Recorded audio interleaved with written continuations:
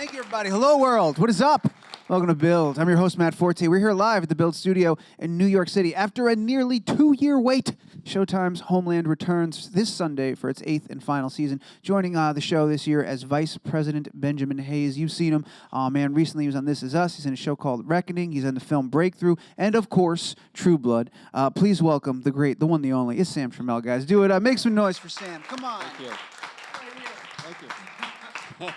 Sam, welcome to the show. Thank you so much for being here, and congratulations on this and the 10,000 other things we're going to talk about, because you are a busy dude right now, man. You've got a lot of amazing irons in the fire. I'm so stoked that you're here to talk to us, dude. How are you doing? I'm doing great. I'm a little, traveled out here from LA, a little jet lagged and tired, but New York just carries you along. It does. So there's an energy, whether you like it or not, you are a part of it now. That's right. That's it. Well, I'm super stoked here. You actually last night, I think you guys didn't you just have a premiere for this?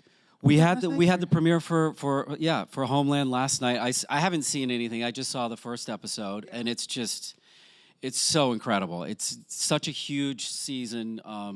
They put a lot of money into it, and so much thought and effort and emotion, and it's great. Really excited about it. Yeah, I think fans of the show who've been waiting and have been following, when the announcement came out that it was getting pushed a little bit more, it was made very clear that it's not because there's nothing wrong. It's just we're doing this right. We're making the investment. We're putting in the time. And this is going to be the last season. We want to make sure we bring it home and do it the right way. And based on everything we've heard and seen so far, it's really exciting. It looks like that's exactly what's about to happen. So yeah, exactly. What was last night like to see it writ large on the big screen? Very cinematic show to begin with. That's a great environment to see the first episode.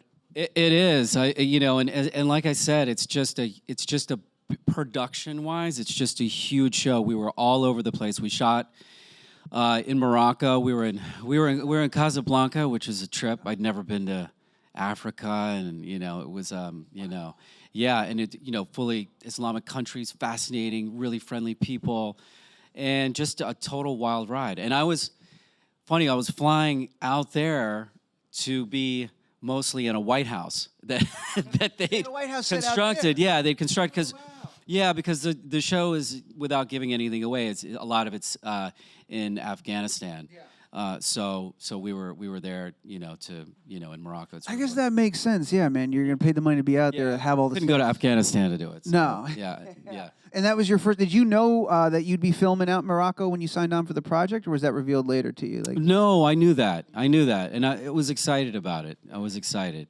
This isn't always the case. Did you carve out some time to just kind of see the area and see the sites, having never been there before? Were you able to find that time and explore?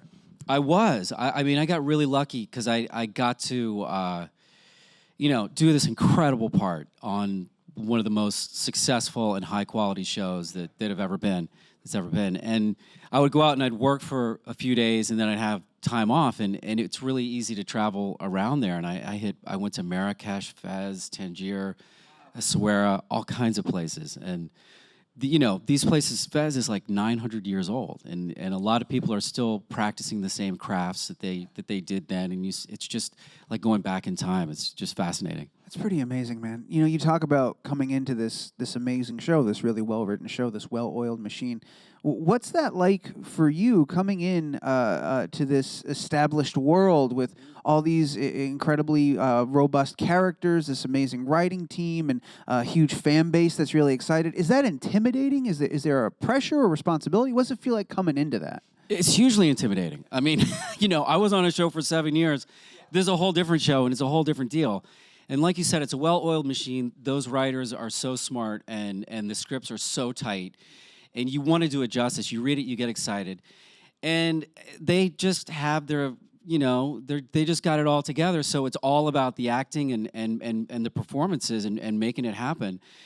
And I got to work with Linus Roach a lot, who was chief of staff, and Hugh Dancy came in, Mandy Patinkin. I mean, just great actors. So we had a blast, and it was just all set up to act. But yeah, there's a huge amount of pressure. I haven't played many politicians in my day. That's your first politician or not? Yeah. And it's kind of fun because it's all pretend, right. Obviously. But there's something about that kind of, even pretend that kind of power, you still, you really feel it, you know? I mean, you know, people standing up when you come in the room and people dressed up as generals deferring to you, and Mandy Patinkin coming in and sort of deferring to me. I'm like, this is your show, dude. You're good, man. You're good, whatever you want. But I got to, you know. So it was so fun. And you know, being in Morocco, there were a lot of challenges. Things are very different there. We were apparently the longest amount of time ever shot by an American production in Casablanca. Yeah, wow. And the infrastructure there is not the same as far as production, you know, there as it is here. So things are a little slower. You know, here it's like an army. You know, things everybody talk. It's just so organized because every second is $1 and it counts, and it's just not quite the same understanding. So there, production-wise, there were a lot of challenges. But did you, as a performer, feel any of those challenges, or were they working hard to isolate you from that? I totally isolated. Yeah, because I had such a good time, and then I spoke to some of the producers afterwards, and they were like, "It was so tough, this, that," and I was like, "No, I was great. I flew in, I did a lot of traveling, I did these great scenes that you guys wrote. I had a blast."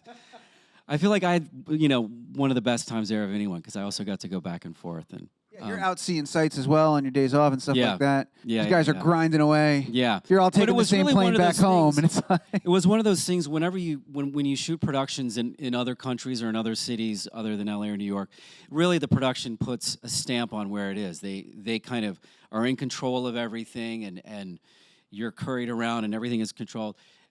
This was the opposite. It was sort of like Morocco putting its stamp on us. Like we were all just trying to get things done, and you know, I kind of felt like I was in the show. Like I showed up at, you know, in this small airport in Casablanca. Nobody speaks English. It's all Arabic, and you go out and you don't know if your driver is really your driver, but it is. And I felt like I was going to get kidnapped, and you know, like I was. But it's of course it's nothing like that. I mean, it's really beautiful. The people were wonderful, and. No, you're in this beautiful place with all these amazing, friendly, loving people, but you're making this show, and you're immersed in this world. So you have to like work, I guess, I would imagine, extra hard to create those divides mentally between. I'm in the make-believe part where I'm the vice president. This is happening. This is I'm okay here. This is safe here. I'm sightseeing. You have to separate those. Yeah, and it was very funny going over there and being in a, you know, an exact replica of the Oval Office, and you know. Have you ever been inside? Even though I think this is like one of your first, if not your first, politician, but have you ever like seen an approximation of the Oval Office before? Is that the closest you've been to the Oval Office? I think that's I think Casablanca is the closest I've been to the White House. Yeah, yeah. That's a fun sentence to be able to say. Right, exactly. I know historically the writing staff and all, they would meet with ex-heads of state and CIA. They keep it authentic and keep it real. I'm curious coming into this, you know, I don't believe you met with any vice presidents, but what kind of preparation did you do so you can bring authenticity to it and you can inhabit this role in a realistic way? Well, you know, it was funny. There was a book about chiefs of staff, which was a great book that Linus Roach had read, and that I read and looked at, which was really about life in the White House with different presidents and vice presidents, because each culture in the White House changes a lot. I mean, it's not really the same thing every time. Like Obama's White House is very different, you know, than Clinton's, than Trump's, and you know, so that was a good help. And yeah, you know. The writing just was so clear, and of course I looked at some other books on vice presidents, but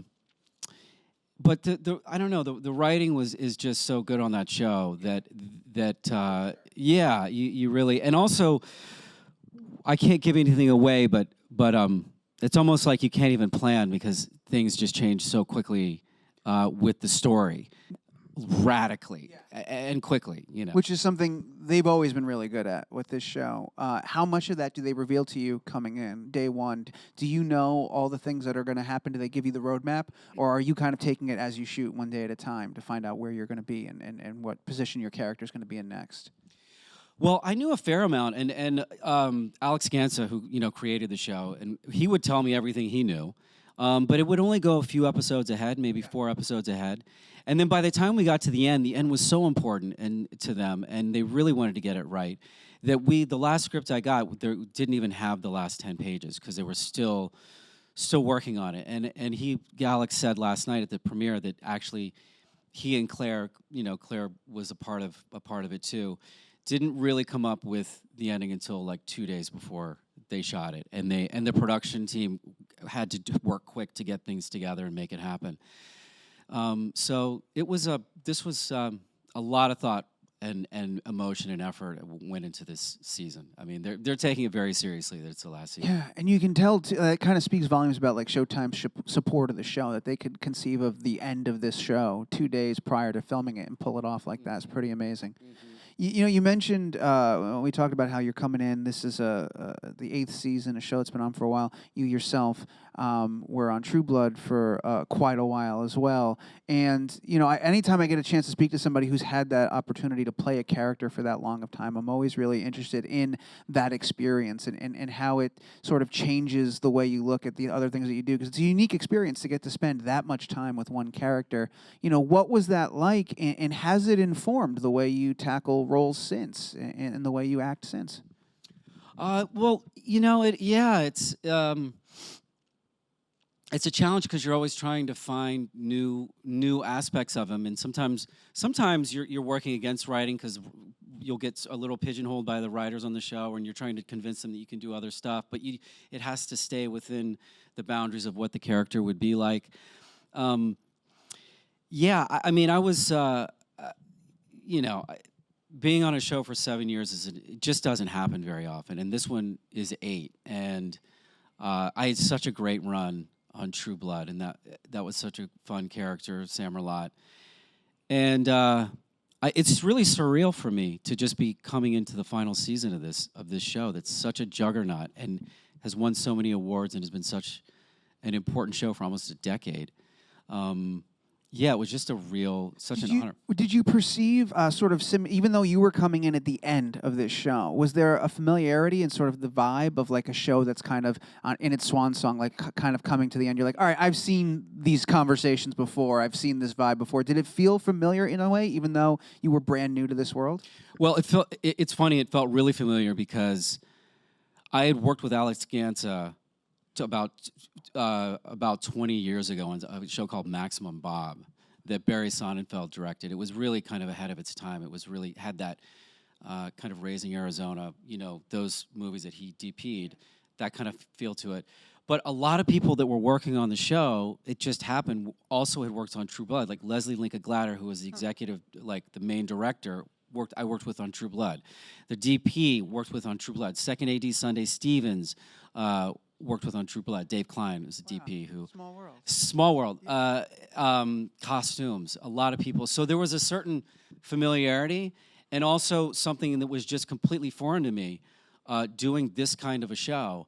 And, which is very tight and very political and very, just feeling that power of, there's nothing casual about it. It's funny, they had some rules, like no hands in pockets, and no drinking coffee, because there is just like you will kill the tension of the show, like just little things like that. Like you couldn't, which I found drinking coffee, or you couldn't literally drink coffee. No. You could drink. No, you could drink coffee. Though in those sadists. Though in Morocco, we really got into the green. They have this Moroccan mint tea. Interesting. Yeah, they use these nana leaves and got into that. So have you tried to find that since coming back? Have you tried to find an approximation? You can find that. Yeah, it's it's a mint. It's called nana, and you can find it in a lot of Jewish stores, and yeah, it's great. And has that replaced coffee for you? Or? No. Only because I'm too lazy to go get it. One of the things you mentioned, you said that show was 20 years ago at Sonnenfeld, and like everybody, True Blood helped you get on the map, and it's like kind of made you, almost a household name in that way because it was on for so long and so many fans. But you were working for a long time, really hard prior to True Blood, like getting out there. Yeah, I mean, I started my career here in New York, and I worked at the Public. I did a play called Kit Marlowe. I did a play at Lincoln Center called Odd Wilderness, which Eugene O'Neill play. Which I got a Tony nomination for, and I guess it was '98. The Zipper Theater. I mean, the new group I worked for. So, yeah, this was where it all started for me. I spent all of my 20s here in New York, and a lot of my 30s And And were you? Was it ever like a decision between stage and screen or anything like that? Because you know that's kind of you kind of started almost both at the same time, honestly. But you were doing really well and having a lot of success on stage. You mentioned the Tony and stuff like that. Did you ever have it in your mind that like there was one discipline in which you were going to focus on that you wanted to do? I mean, not really. You know, I went to college in Rhode Island, and so that's why I came to New York. You know, if I'd been on the West Coast, I might have gone to LA. I got into acting late. I got into it the second semester of my senior year. I'd never done a play. So then I came to New York, and I started doing little independent movies and theater, regional theater too. I get cast here and go do a play in Winnipeg or the Delaware or Hartford stage. And then you sort of work your way back here. And you know, you just kind of do it all. And there's a lot of thought process of when you're young. And I mean, even now, like the different techniques, camera versus stage, but it all comes back to being real and, you know, finding true moments. But it's been a long time since I've done a play. I've been in LA and I have kids and you know, it sort of plays take you out of the nighttime routine with the kids, and so you sort of just taking a break from it. Do you miss it at all? Do you want to do a play? I know I'm starting to miss it. Yeah. I mean, you got a million shows and movies that we're going to talk about with some of the other ones before we go to the audience. But yeah, I was wondering if you wanted to go back to stage. Yeah, at some point. Sure, absolutely, of course. Yeah. All right, before we go to the audience, we were talking about a little bit backstage. It's a great problem to have. There's so many projects right now. You've got the Lena Dunham project for HBO Max, the name of which I just... Generation. Thank you, Generation. The Tiger Rises, which I think you finished work on that, and it's in Yeah, post now? Tiger Rising, Kate DiCamillo's young adult book. She wrote Tales of Desperado and Winn-Dixie. Yeah. And did that with Dennis Quaid, Queen Latifah, and Christian Coverty is the boy in it.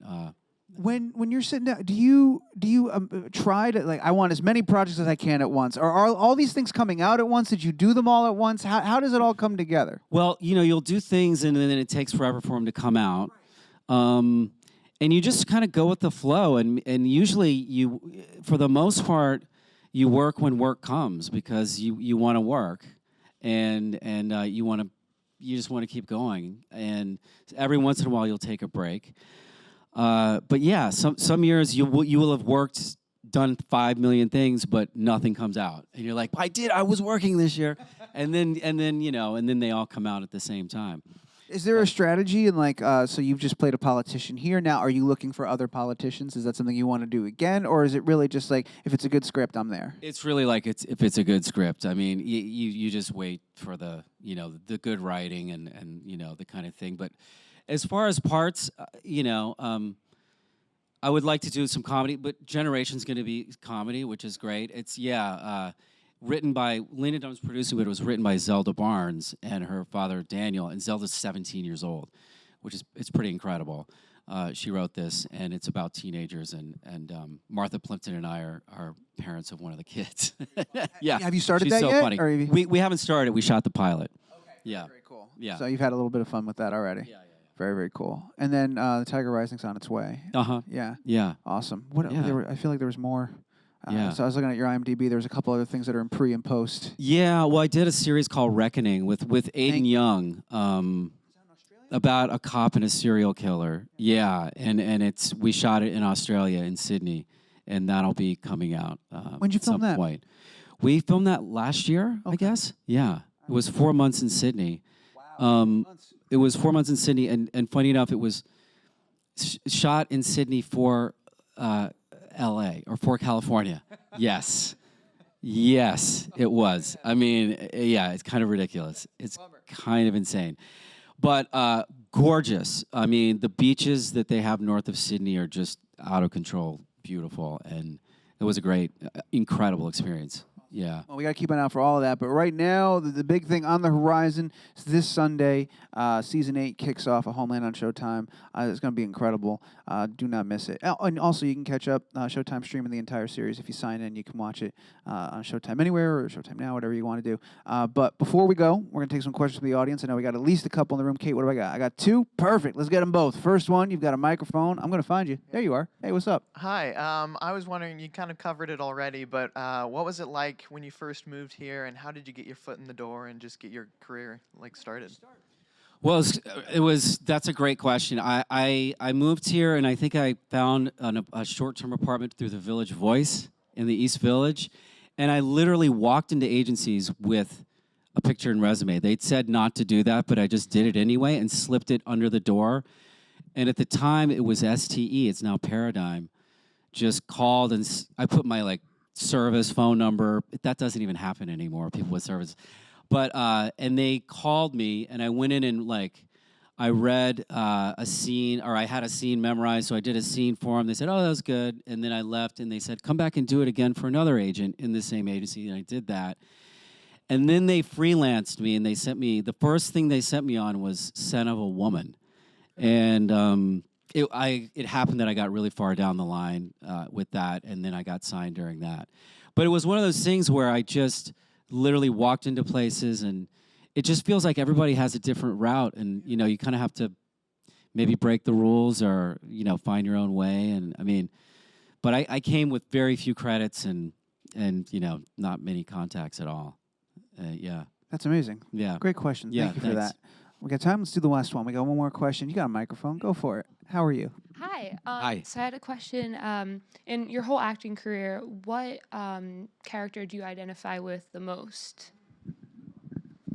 Wow. I feel like, gosh, what do I identify with the most? I feel like one of the ones I tapped into the most with was playing Richard Miller in Our Wilderness, who was like a young wannabe poet, kind of very enthusiastic, but kind of misguided.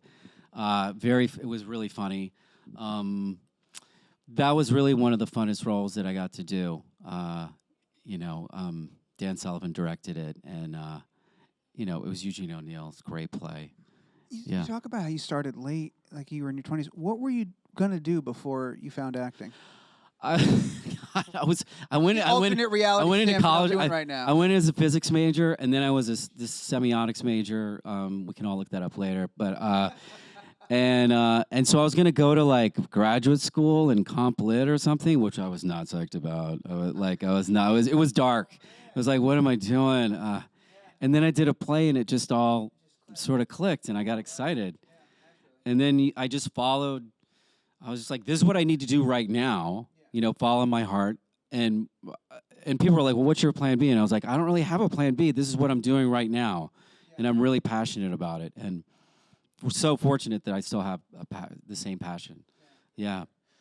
Well, it's been awesome having you here. Thank you so much Thank you. for carving out some time to hang out with us and talk about all the stuff you got going on. I'll remind everybody before we get out of here, this Sunday on Showtime, that is the 9th. I knew that. It's the 9th, February 9th, as Season 8 kicks off of Homeland. Do not miss it, and keep an eye out for all the other amazing projects that are coming up.